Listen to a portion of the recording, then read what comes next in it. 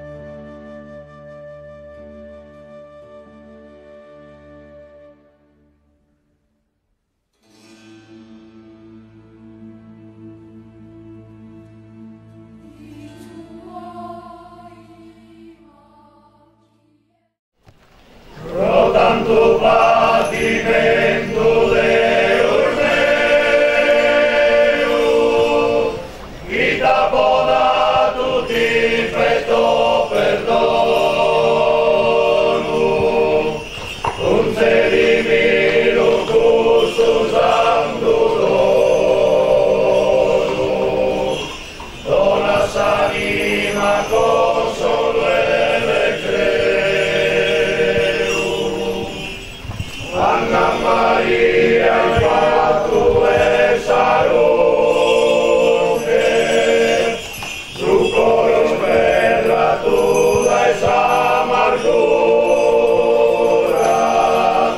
amore la solitudine che l'aiute,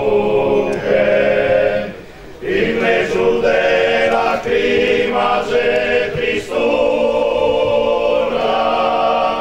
disconza sacara de sufferencia, es difusa de sambene sudore, a lui deres una penitenza, prosa mamma del su santo Signore, soso crossa un'inisa mirata, e si fritta saghera prosamento, de Simeone sa paraula nata, de cuti spada chi la patimento, pro tanto patimento Deo meo, chi t'ha podato ti perdo perdono, concedimi lo gusto santo dono, dona salima con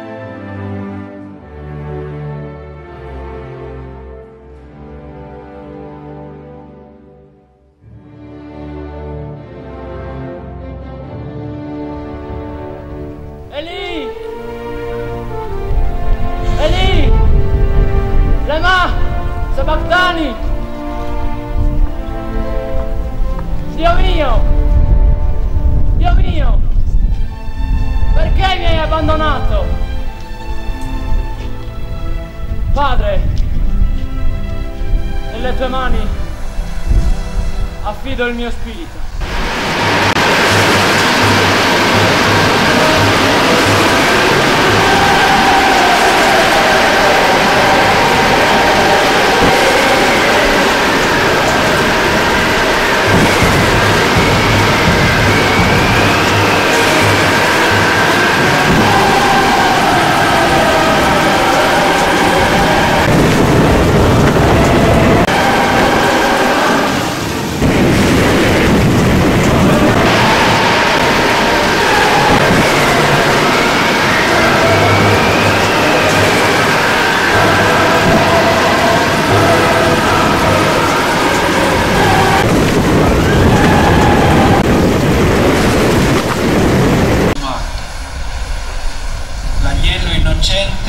È stato immolato. Quel sangue sparso, entrato nella terra, sarà il seme della salvezza per tutta la storia, per tutti i popoli, per noi, qui, oggi. L'agnello immolato ha preso su di sé i nostri peccati e li ha inchiodati su quella croce. Nel suo sangue noi siamo stati lavati. Nella sua morte noi riceviamo la vita.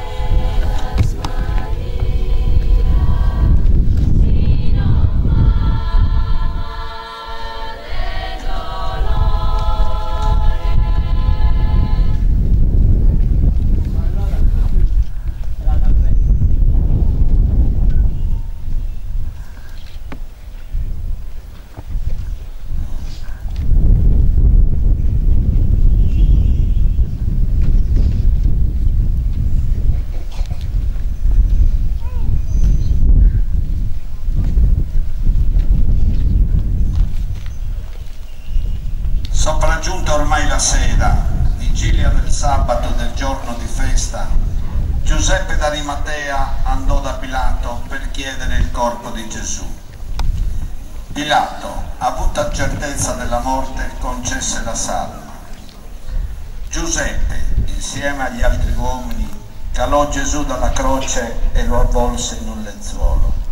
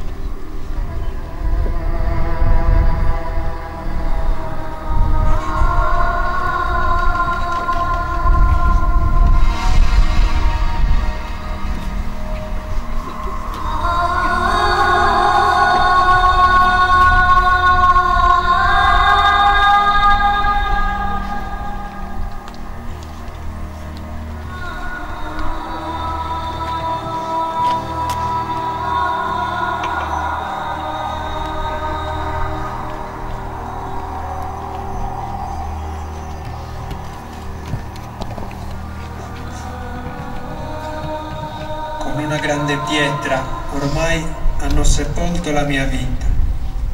Tutto sembra finito. Presto invece il buio diventerà luce abbagliante e il soffio del Dio della vita feconderà questo isolamento.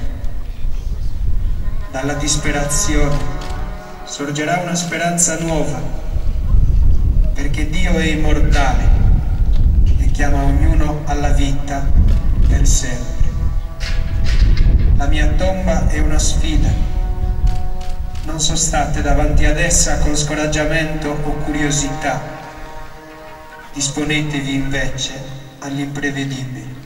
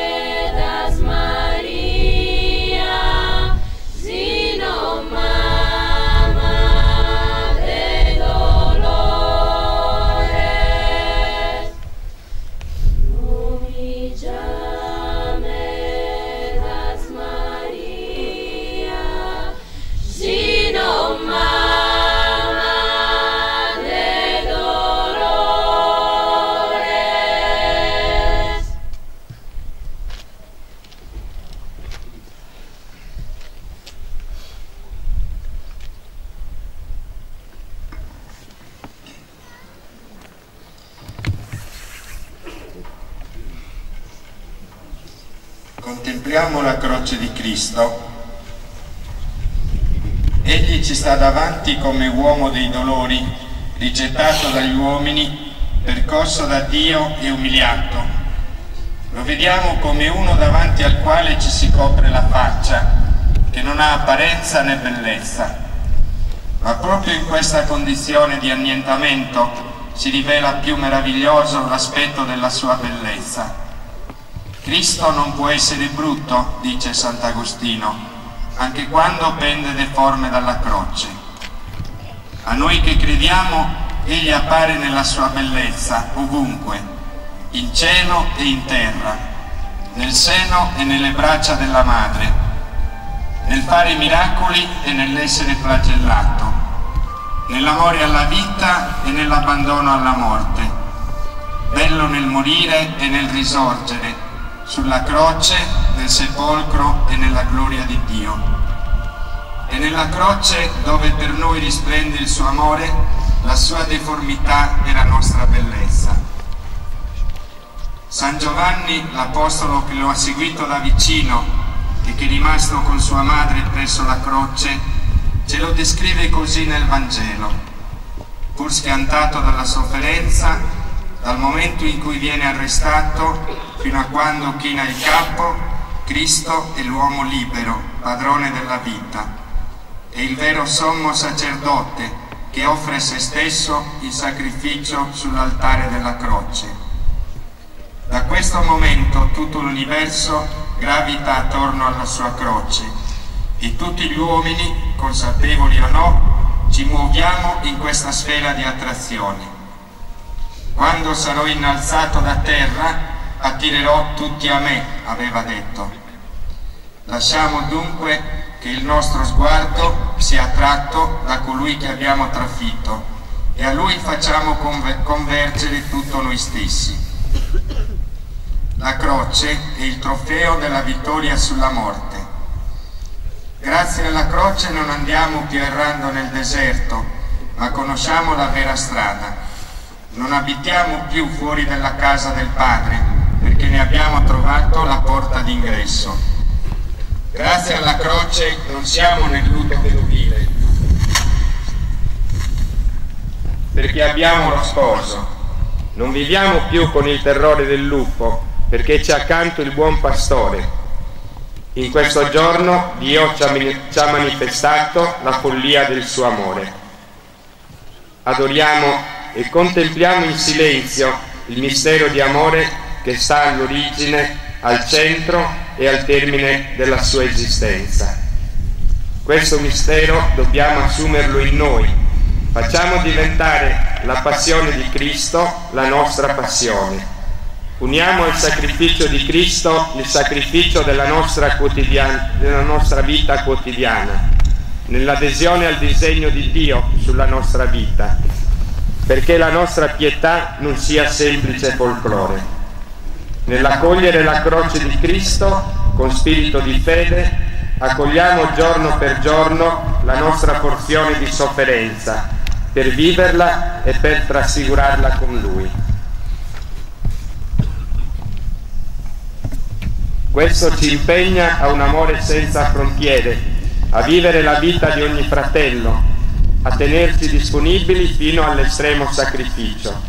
La vita che ci è stata data non possiamo viverla per noi stessi. Viviamo questo come Cristo, sempre presenti agli altri, a cominciare da chi ci sta accanto. Siamo sensibili a tutto ciò che li riguarda. Facciamo sentire la gioia di sentirsi amati. Questa è la missione che il Padre ha portato a compimento nel Figlio e che il Figlio oggi affida a noi verso i fratelli.